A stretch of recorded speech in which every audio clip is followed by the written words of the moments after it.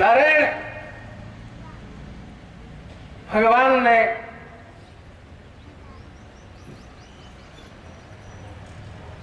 गर्भ में प्रवेश किया और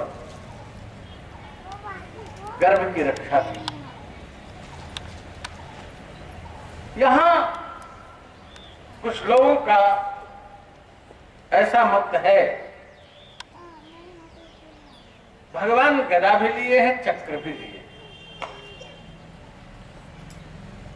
कुछ लोग कहते हैं कि गदा से ब्रह्मास्त्र का निराकरण किया, कुछ लोग कहते हैं चक्र से गदा का निराकरण किया। पर निश्चित क्या है ये तो नहीं कह सकता। मेरा ऐसा मत है, ब्रह्मास्त्र को शांत करने के लिए भगवान ने चक्र सुदर्शन का प्रयोग किया। जैसे ऋण ऋण बराबर धन, ऐसे तेज तेज बराबर शीतलता। ब्रह्मास्त्र का तेज जला रहा था और चक्र सुदर्शन का तेज जब मिल गया तो दोनों मिलकर के शीतल हो गए साथ। और गदा से रक्षा की, अन्य कोई शस्त्र या शस्त्रधारी गर्भ का विनाश न कर सकते। दोनों नारायण इस प्रकार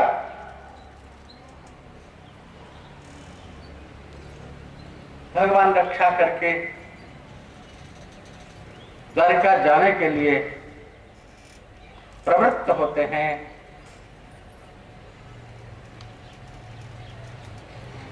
और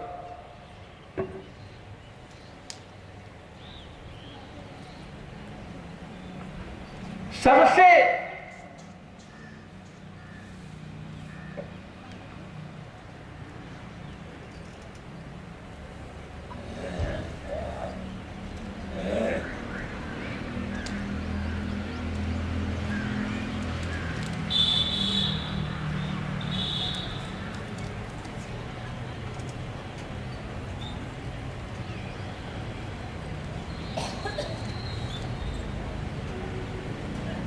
सबसे विदा लेते हैं, सबके मन की बात समझते हैं। और नारायण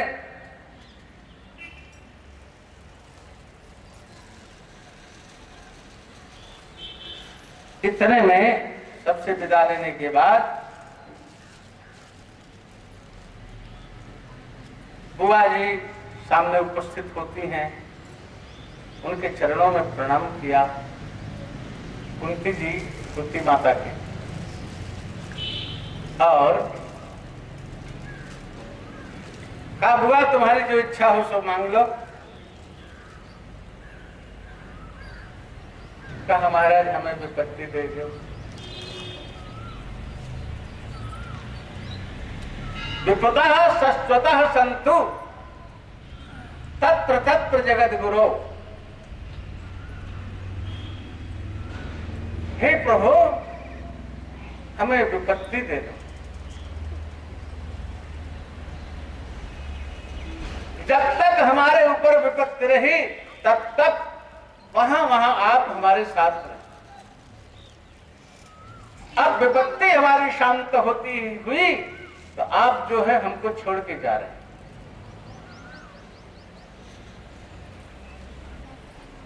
विपत्ति मांगा कुंती बुआ ने। श्री कृष्ण ने कहा बुआ बीमार तो ठीक है, लगता है जीवन भर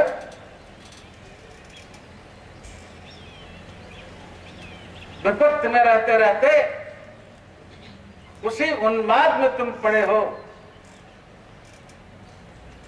वही भावना तुम्हारे चित्त में बनी हुई है, इसलिए उसे निकाल दो। बड़ी सुंदर स्तुति है कुंती माता की, बड़े सुंदर शब्दों में स्तुति किया है कुंती माँ ने।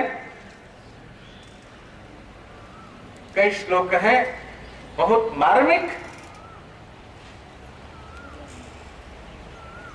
अंत में एक श्लोक, श्री कृष्ण कृष्ण सख विष्णु ऋषभावनिधृत राजन्य वंशतः नाउतीर्य वीर्यो। हे कृष्ण, हे विष्णुवंशी, आप इन दुष्ट राजाओं को समाप्त करने के लिए ही अवतार लिए हो। आप, यही आपका पुरुषार्थ है। आपने इन सबसे पांडवों की रक्षा की। जोगेश्वर अखिल गुरु भगवान नमस्ते। हे जोगेश्वर, हे अखिल गुरु, हे भगवान, आपको नमस्कार है।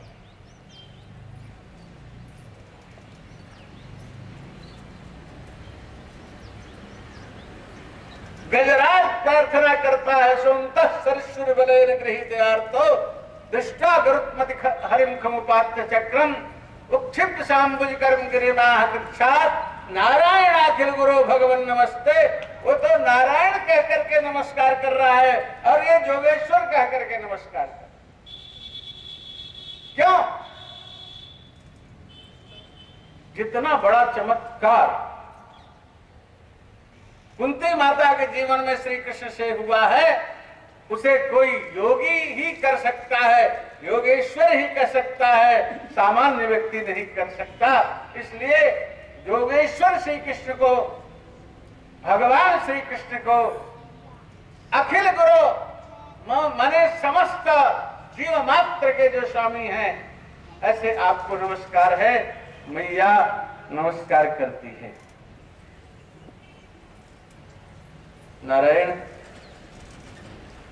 भगवान रुक भी जाते हैं, हो रुक करके कुछ दिन तक और रुके हस्तिनापुर में। एक दिन प्रातः, नित्य ही प्रातः युधिष्ठिर महाराज श्री कृष्ण के पास जाते थे प्रणाम करने के लिए। एक दिन प्रातः ही पहुंचे, लेकिन भगवान ध्यानस्थ बैठे।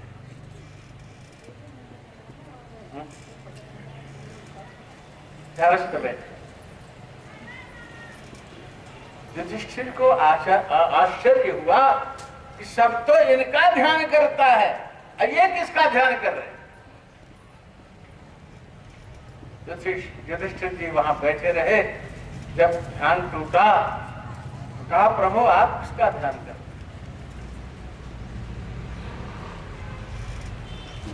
युधिष्ठिर ने कहा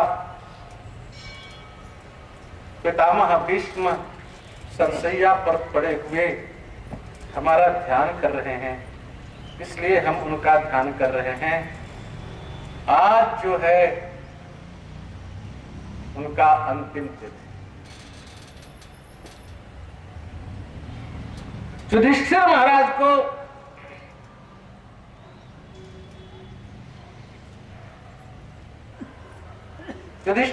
को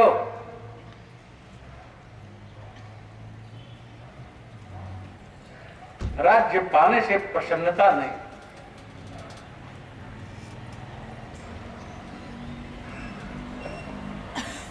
जब कोई रह ही नहीं गया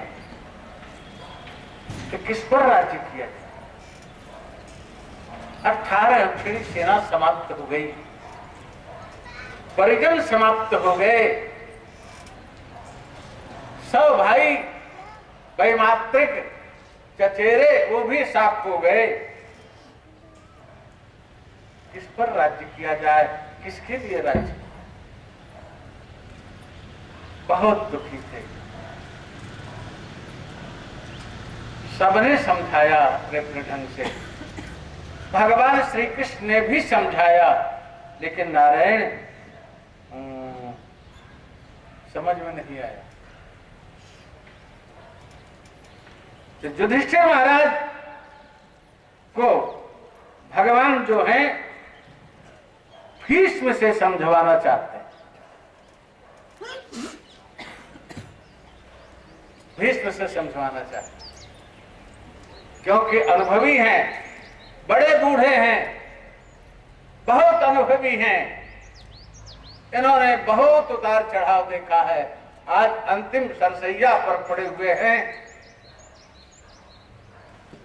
सबको लेकर, पांडवों को, द्रौपदी को लेकर भगवान श्री कृष्ण कुरुक्षेत्र के मैदान में जाते हैं, जहां भीष्म पड़े। भगवान ने भीष्म को अवगत कराया। भीष्म ने आने का कारण पूछा। पहले भगवान ने संकेत किया कि आपके युधिष्ठिर को बहुत मोह हो रहा है, बहुत सी शंकाएं इनकी हैं, इसका समाधान करो। युधिष्ठिर महाराज को उपदेश करो। भीष्म जी युधिष्ठिर महाराज को उपदेश करते हैं, युधिष्ठिर के प्रश्नों का समाधान। बहुत बढ़िया प्रश्नोत्तर है। नारायण, महाभारत में तो ऐसा है कि द्रौपदी उस तत्व को सुनकर के, ज्ञान की बात को सुनकर के हंस पड़ी। कहा बेटी क्यों हंस रही है? कहा पितामह, आज जो बात कर रहे हैं, ये बात जब हमारी साड़ी खींची जा रही थी तब नहीं आपको सूझ रही? कहा बेटी उस समय दुर्योधन का मैं अन्न खाता, इसलिए जान करके भी ना बात नहीं कर सकता था। और अब जो है अर्जुन के द्वारा बेधे गए बाणों से, उस अन्न से बना हुआ रक्त जो हमारे शरीर का निकल गया, अब ये शरीर शुद्ध हो गया है। अब मैं दुर्योधन का वशीभूत नहीं हूं, अब मैं सत्य कह सकता। सबका समाधान किया पितामह भीष्म ने, और कहा प्रभु जितना समय है थोड़ा सा और रुक जाओ, अब हम शरीर छोड़ना चाहते हैं, आपको देखते देखते शरीर छोड़ना चाहते हैं। भीष्म जी बड़ी सुंदर स्तुति करते।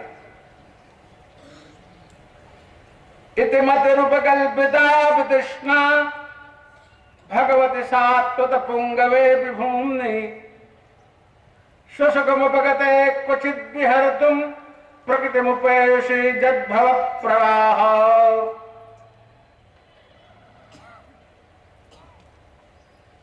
भगवान में, श्री कृष्ण में इस समय मेरी अनन्य विषया मति लगी जाती।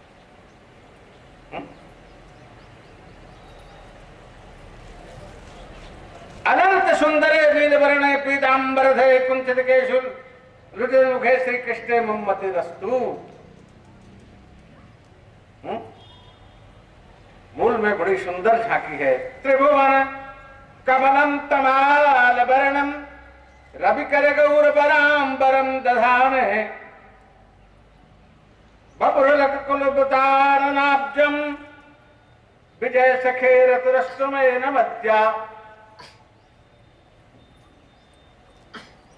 यही कहते हैं, अंत में कहते हैं, महाराज मैंने बहुत देखा सुना, लेकिन एक काम नहीं मैंने किया। क्या? कि मेरी एक बेटी है, उसका विवाह मैंने नहीं किया। सभी आश्चर्य पड़ गए, ये ब्रह्मचारी इनकी बेटी कहां से? भगवान ने कहा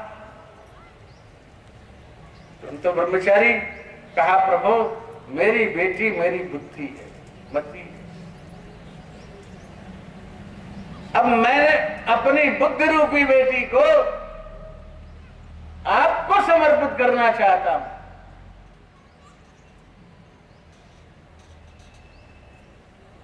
समर्पित कर दिया। कहा प्रभु यद्यप मेरे मन में उस समय की झांकी आ रही है, कब की? जब प्रतिज्ञा कर रखा था भीष्म ने, और भगवान ने भी प्रतिज्ञा कर रखा था कि महाभारत में मैं शस्त्र नहीं उठाऊंगा। तो एक दिन भीष्म ने प्रतिज्ञा कर लिया कि आज मैं श्री कृष्ण से शस्त्र उठवा के रहूंगा। आज जा हरिहीन शस्त्र गहाऊं, तौला जाऊं गंगा जननी, शांतन सुतन कहाऊं। भगवान ने प्रतिज्ञा की थी कि अगर मैं अपने असली बाप का हूंगा तो मैं नहीं शस्त्र उठाऊंगा। इन्होंने प्रतिज्ञा कर ली, मैं शांतनु का पुत्र नहीं कहलाऊंगा, मैं गंगा माता जननी को ले जा दूंगा अगर मैं श्री कृष्ण को शस्त्र नहीं कहूंगा। इतना चाहता नारायण शस्त्र वर्षा की कि श्री कृष्ण भी घायल हो गए, अर्जुन भी घायल हो गए और अर्जुन का पूरा रथ ढक गया। नारायण श्री कृष्ण अर्जुन जो हैं कुछ नहीं कर पा रहे हैं, उनका शस्त्र व्यर्थ जा रहा है। देखा तो भगवान श्री कृष्ण कूद पड़े रथ से और एक टूटे हुए रथ के पहिए को चक्र सुदर्शन बना करके लेके दौड़े बड़े जोर से मारने के।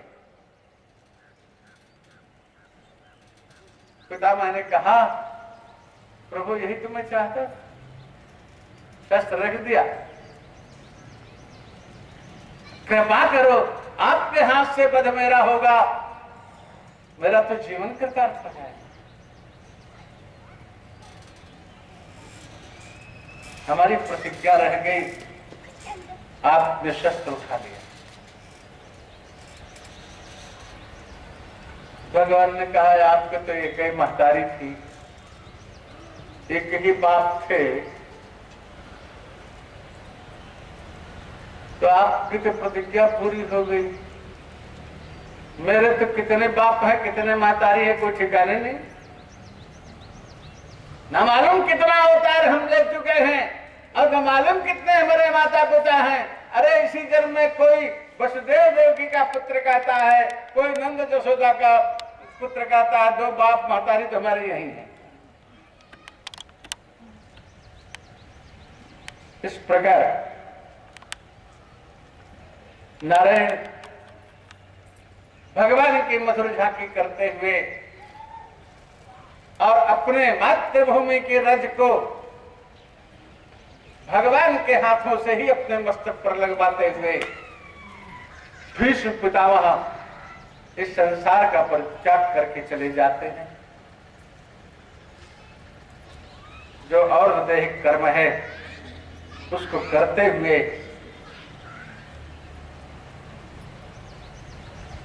युधिष्ठिर महाराज सबको लेकर के हस्तिनापुर आते हैं। अब श्री कृष्ण जो हैं सबसे विदा लेकर के द्वारिका पहुंचा। बहुत दिन के बाद आए हैं द्वारिका। द्वारिका बहुत सुंदर सजी है, तोरण द्वार बने हुए हैं, बंधन द्वार बंधे हैं, चौक पूरे हुए हैं, गलियां धुल करके स्वच्छ कर दी गई हैं। सब अपने अपने दरवाजे पर मंगल कलश रख करके स्वागत के लिए खड़े हैं और भगवान सबका स्वागत स्वीकार करते हुए अपने परिवार में भी सब पुटरानियों के यहाँ मिलते जुलते पिता माता वसुदेव देवकी से मिलते हुए महाराज उग्रसेन के चरणों में जाकर के प्रणाम कर बड़ा उल्लास हुआ द्वारकापुरी में। नारायण काफी समय बीत गया। यहां भगवान ने उत्तरा के गर्भ की रक्षा की और वो गर्भ प्रकट हो गया।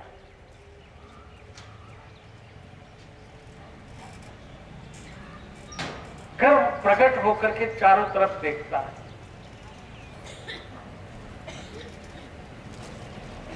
खोजता है वो,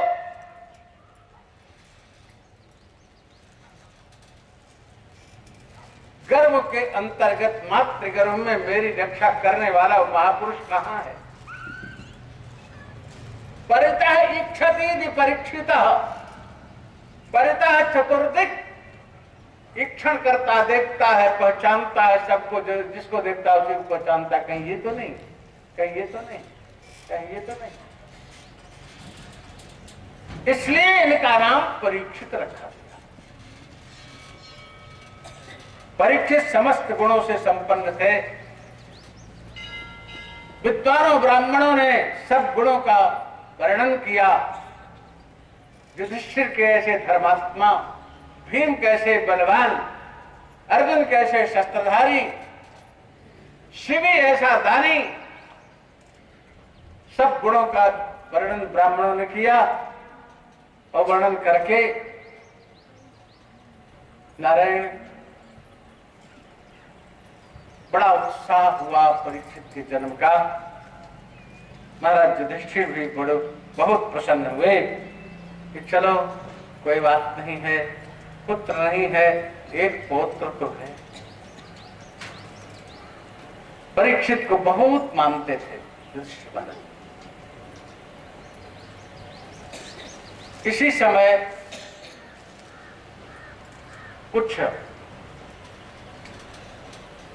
अशगुन सा होने लगा परीक्षित के जन्मोत्कर्ष के बाद, बहुत वर्षों बाद। अर्जुन को भेजा था, जाओ द्वारकापुरी और भगवान श्री कृष्ण का हालचाल ले आओ। 7 महीने बीत गए, अर्जुन द्वारका से नहीं आया। भीम से कहते हैं तुम्हारा अनुज माने अर्जुन 7 महीने हो गया द्वारका से द्वारकानाथ का समाचार लेकर नहीं आया। अमुक अशुन हो रहा, अमुक हो रहा है, सब बताया। ये तर्क वितर्क चल ही रहा था। तब तक अर्जुन मुरझाए हुए से, स्त्रीहत हुए से आकर के चरणों में प्रणाम कर द्वारकापुरी का सारा हाल बताया।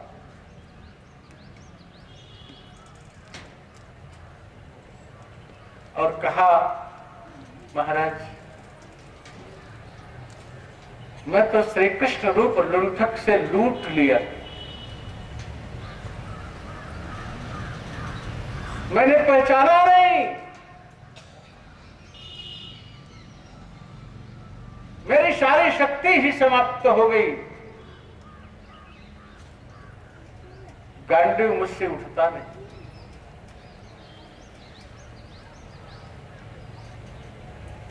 द्वारकावासी सभी चले गए, श्री कृष्ण अपने धाम को चले गए। बचे हुए श्री कृष्ण पत्नियों को आज्ञा से लेके आ रहा था, उनको भी भीलों ने लूट लिया। कर करके बड़ी जोर से रोने लगे। युधिष्ठिर ने कहा कलयुग तो आ गया। नारायण उसी समय राज्य छोड़ देने का निर्णय कर लिया।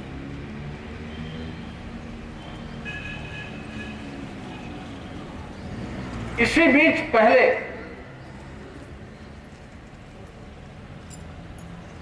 महाराज धृतराष्ट्र की बहुत सेवा करते थे पांचों पांडव। संजोगवश विदुर जी महाराज भ्रमण करते हुए आए। महाराज युधिष्ठिर ने सम्मान किया, पूजा की और वासस्थान दिया। विदुर जी महाराज एकांत में धृतराष्ट्र के पास जाते हैं। बहुत फटकारा विदुर जी,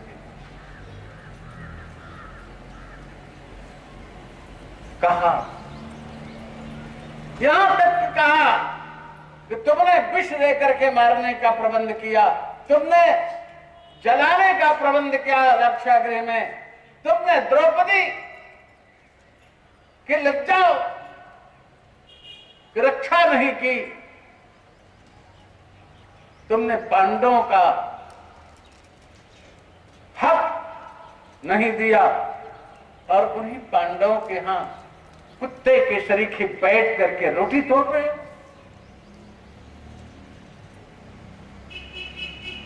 बहुत फटकार लगे। धृतराष्ट्र कहते नहीं भैया, बड़ी सेवा करते हैं, हमारे बेटे ही तो हैं। सेवा का गुणगान करते हैं धृतराष्ट्र। विदुर के द्वारा फटकारे जाने पर अंत में कहा क्या करें, कहा निकल जाओ रात।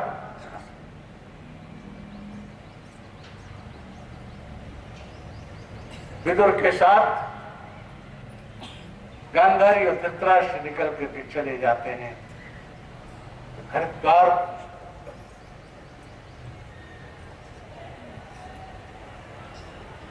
प्रातः काल हुआ, युधिष्ठिर महाराज गए प्रणाम करने के लिए, लेकिन वहां तो माता पिता है ही नहीं।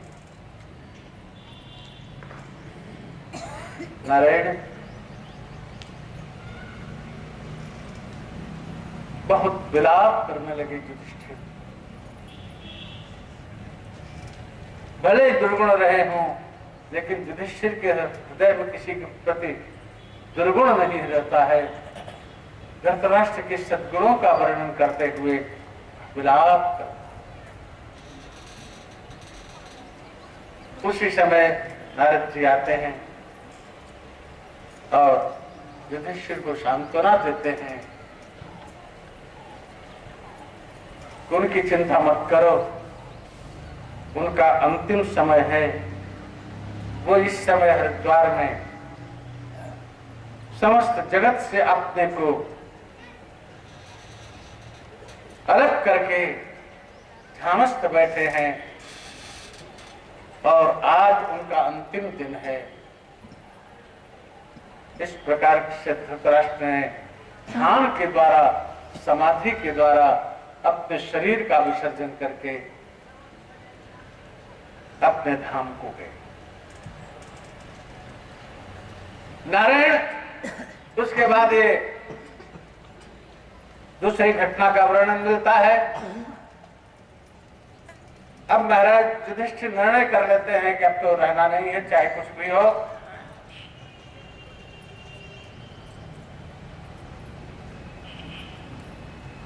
परीक्षित को राजा बना दिया।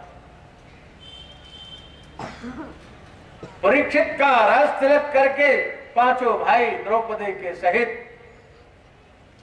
बदरिकाश्रम को प्रस्थान करते।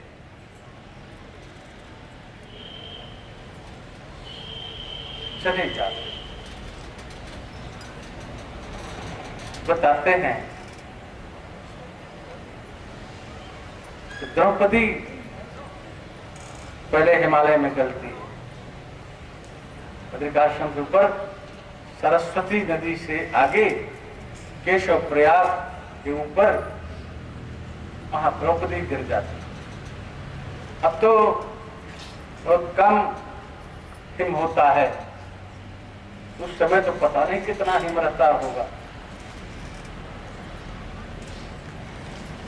क्रमशः नकुल सहदेव भीम अर्जुन, अंत में महाराज युधिष्ठिर अकेले स्वर्ग को जाते, क्योंकि वो तो धर्मराज थे।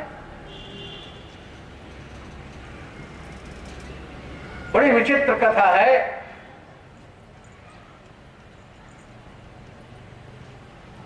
ये धर्मराज सबके कर्म का विवेचन करके उसको फल देने वाले हैं। धर्मराज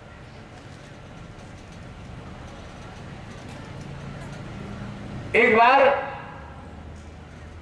घटना है, आपको बता दें, लोगों को भ्रम हो जाता है।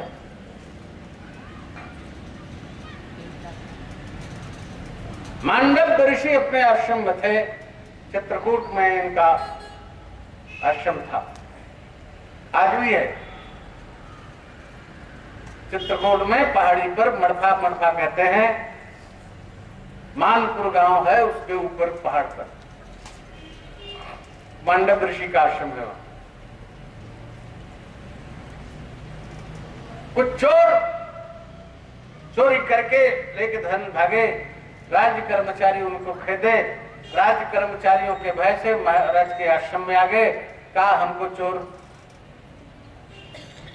घेरे हुए हैं, आप हमारी रक्षा करो। मांडव्य जी ने कह दिया, अच्छा सामान वहां पीछे कोठरी में रख दो, तुम लोग उस रास्ते से निकल जाओ, तुम्हारी रक्षा हो जाएगी। नारायण वो तो राज कर्मचारी थे, चोर तो थे नहीं। राज कर्मचारी आकर के मांडव ऋषि को रंगे हाथ सामान के साथ पकड़ा, सारी बातें की और बताया कि चोर थे। मांडव्य ने कहा, ये तुमको चोर बता रहे थे? कहा, मैं तो राज कर्मचारी हूं। इस प्रकार से चलो राजा के पास, पकड़ के ले जाते हैं बंदी बना करके। राजा के सामने सारी बात का वर्णन करते हैं राज कर्मचारी, और मांडव्य ऋषि जी स्वीकार भी कर लेते हैं, हाँ ये सही घटना, गलत नहीं है। उनको दंड मिलता है कि चौराहे पर ले जाकर के सूली पर चढ़ा दो। सूली पर चढ़ा दिए गए। लेकिन ये तो योगी महापुरुष थे, सूली इनको बेध नहीं सकी। 3 दिन तक सूली पर चढ़े रहे, सूली इनको बेध नहीं सकी। राज कर्मचारी घबराए और आकर के राजा को समाचार दिया, और राजा वहां से आकर के क्षमा मांगता है और सूली से उतर आने की प्रार्थना करता है। मांडव ऋषि कहते हैं, मैं तुमको तो कुछ नहीं कहूंगा, क्योंकि तुम्हारा कोई दोष नहीं है, तुम्हें कोई जानकारी नहीं है। अब मैं यहीं से जाकर के धर्मराज से पूछूंगा कि मेरे कौन से पाप के कारण मुझे सूली पर चढ़ना पड़ा। वहीं से सूली पर से ही उठ करके मांडव ऋषि यमपुरी जाते हैं, वहां धर्मराज से प्रश्न करते हैं। मैंने अपने जीवन में कोई अपराध तो किया नहीं था, किस पाप के कारण मुझे सूली पर चढ़ना पड़ा। धर्मराज ने कहा, मुनिवर आपने बचपन में तितली कीड़ा को उठा करके उसके पीछे कांटा चुभाते थे,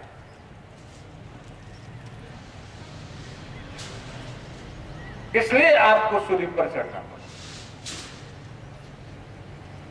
धर्मशास्त्र की बात करते हुए मांडव ऋषि ने कहा, शास्त्र का ऐसा मत है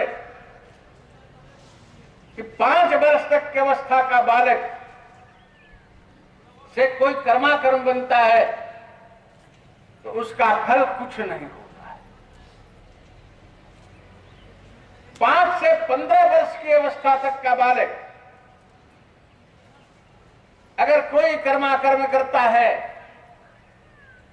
तो उसका फल उसके पिता माता को मिलना चाहिए। और 15 वर्ष के बाद बालक जो कुछ भी करता है युवावस्था में अथवा वृद्धावस्था में, उसका फल उस बालक को भुगतना पड़ता है। मेरी अवस्था उस समय क्या थी? यमराज ने कहा 5 वर्ष से कम। कहा तब तो अन्याय तुमने किया।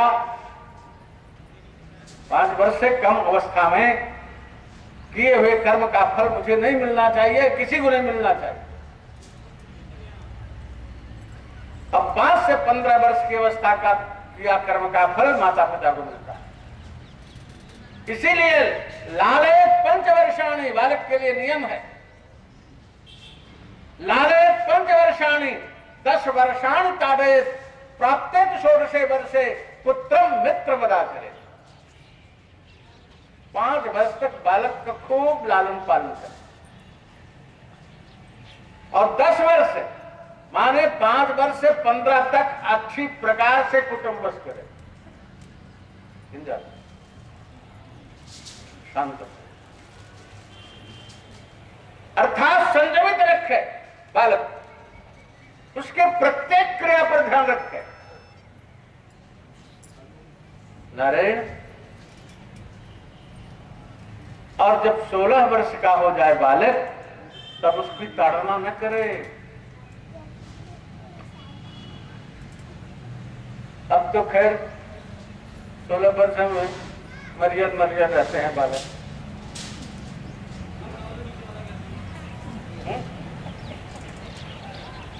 आपको स्मरण होगा कि 16 वर्ष का अभिमन्यु 18 अक्षौणी सेना के छक्के छुड़ा दिए। तो कहते हैं माननीय ऋषि कि 16 वर्ष का अगर बालक हो जाए तब उससे परामर्श करना चाहिए, उसको आदेश नहीं देना चाहिए, ताड़ना नहीं देनी चाहिए। नहीं तो जवान हो गया पटक के चढ़ बैठे तो क्या करोगे? लोग आज शिकायत करते हैं कि महाराज बेटा मेरी बात नहीं मानता। अब कभी कभी बेटे पिटाई भी कर देते हैं बूढ़े लोगों की। क्यों? उनको संयमित नहीं रखा गया, रास्ते पर नहीं चलाया गया, स्वच्छंद विचरण करने लग गए। जिस समय सीखने का समय था उस समय सिखाया नहीं गया, समझाया नहीं गया। अब बूढ़े हो जाने पर उनको सिखाना समझाना शुरू कर रहे हो तो काहे तुम्हारा नियंत्रण माने? इसलिए अपनी इज्जत चाहे तो ज्यादा बड़े लड़कों से नहीं तू मैंने करे। हाँ बेटा ठीक है, करो जो तुम्हारे समझ में आवे, करना ये चाहिए, आगे जो तुम्हारा मन। सुझाव दे दे, दबाव न डाले। तो मान्य ऋषि ने कहा मेरी अवस्था थी नहीं दंड प्राप्त करने की, तुमने जो है मुझे दंड दिया है इसके लिए मैं तुम्हें श्राप देता हूं। तुम तीन जन्म के लिए पृथ्वी पर जाओ और मानव शरीर धारण करो, तब तुम्हें कर्माकर्म का विवेचन करने का तरीका पता चलेगा क्या होता है। नारायण। धर्मराज ने मांडव ऋषि से कहा प्रभु आपका शाप तो स्वीकार है, परंतु यहां का कार्य कैसे चलेगा? तब कहा अच्छा एक ही काल में आप 3 रूप से पृथ्वी पर अवतार लो। तो एक रूप से धर्मराज युधिष्ठिर के रूप में धर्मराज अवतार लिए, दूसरे रूप से विदुर के रूप में अवतार लिए थे। तीसरे रूप में स्वपच वाल्मीकि के रूप में अवतार लिए थे।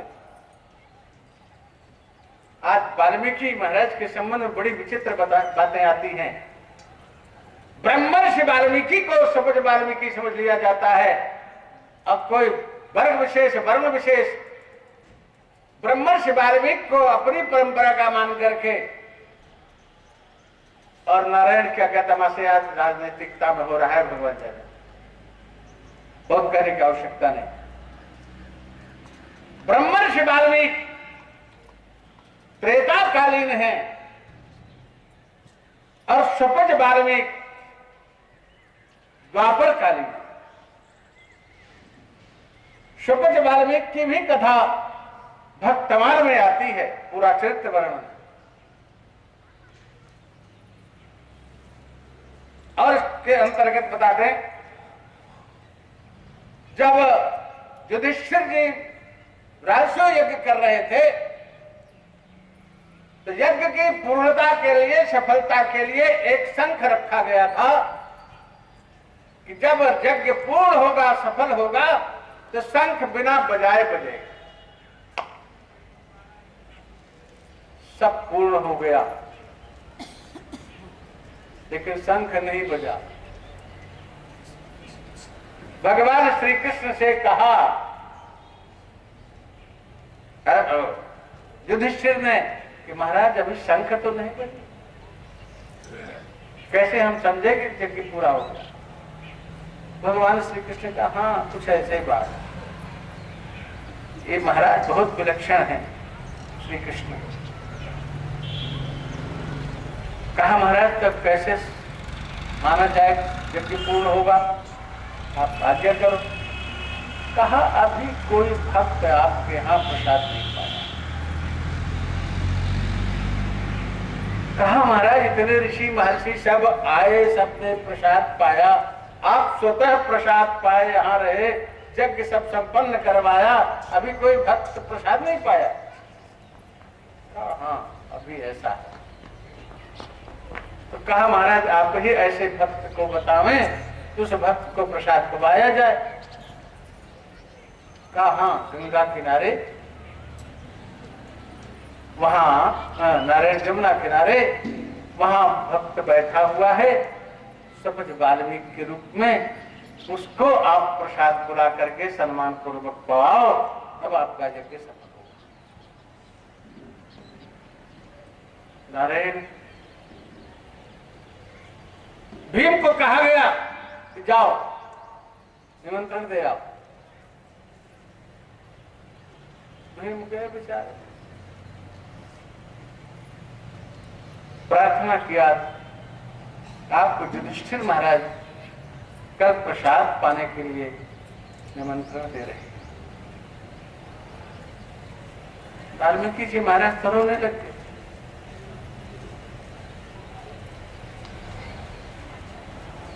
रोने लग गए। क्यों रोने लग गए?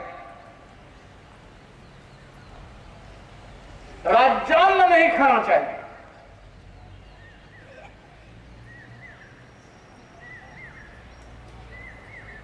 राजा के यहां भोजन नहीं करना चाहिए। कहते थे राजा का अन्न दूषित होता है, गरीब का अन्न शुद्ध होता है।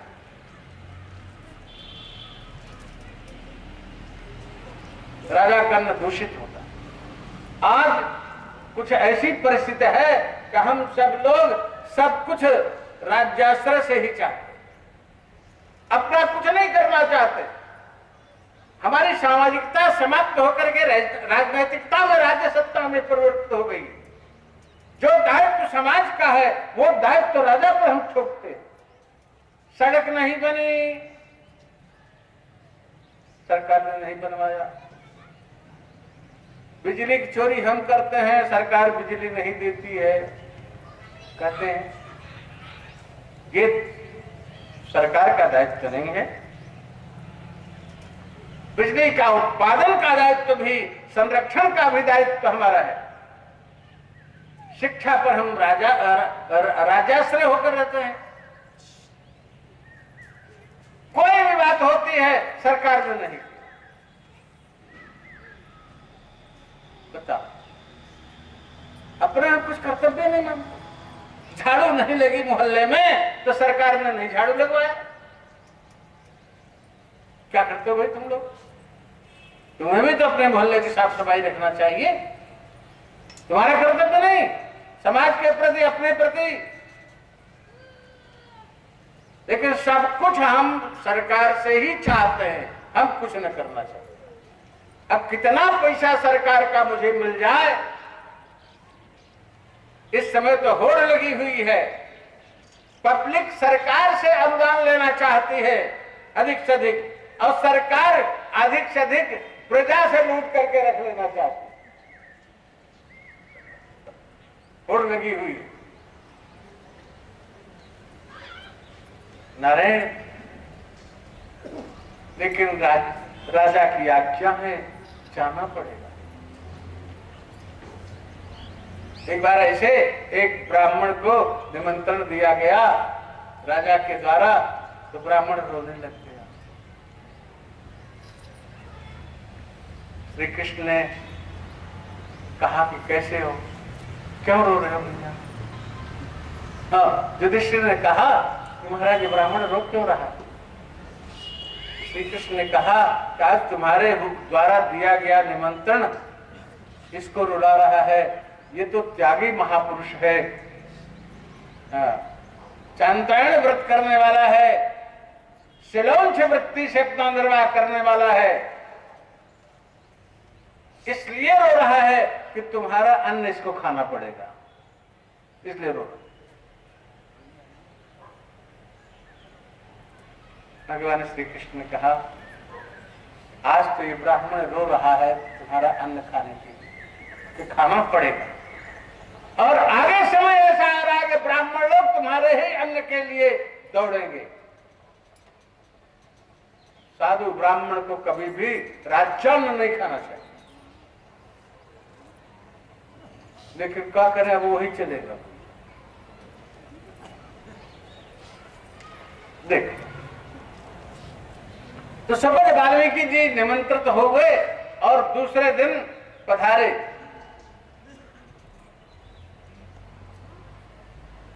ठाकुर जी ने बड़ी प्रशंसा की थी, तो द्रौपदी जी ने अपने हाथ से सब प्रकार का भोजन बनाया और सम्मान पूर्वक पत्तल लगा करके परसा और परस करके प्रार्थना किया, महाराज प्रसाद। सब कुछ वाल्मीकि जी तो संकुचित होते हुए उसको भगवान को अर्पण किया, भोग लगाया और सब मिला करके गुड़ी मुड़ी कर दिया। और नारायण, जैसे ग्रास उठाया, एक ग्रास मुख में डाला, तैसे वहां शंख बजने लगा। यहाँ द्रौपदी जी के मन में आया, देखो है तो भंग गई, जितने मेहनत से हमने भोजन बनाया कि प्रसाद पावेगा, आखिर है भंगी, सब मिला जुला कर गुड़ी मुड़ी कर दिया। और इतना द्रौपदी जी के मन में आते ही शंख बजता बजता बंद हो गया।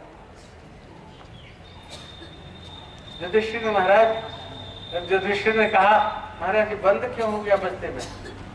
क्या लगता है किसी के मन में दोष आ गया, दोष आ गया। अरे द्रौपदी जी ने अपना अपराध स्वीकार किया और कहा, मुझसे गलती होगी, मेरे मन में ऐसी बात आ गई। भगवान ने कहा, प्रायश्चित करो, प्रणाम करो, कल फिर बुला करके इसी प्रकार प्रसाद खुआओ। भगवान के भक्त भोग बुद्धि से नहीं खाते, भगवान के भक्त भगवान को भोग लगा करके प्रसाद पाते हैं। प्रसाद